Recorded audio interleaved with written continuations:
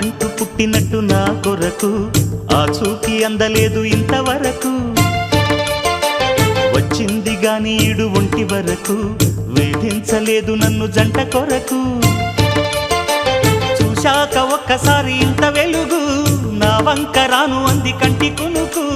ఈ అల్లరి గారడి నీ లీల అనుకోనా, నీ పేరు ప్రేమ అవునా, ఇవాళే నిన్ను పోల్చుకున్నా.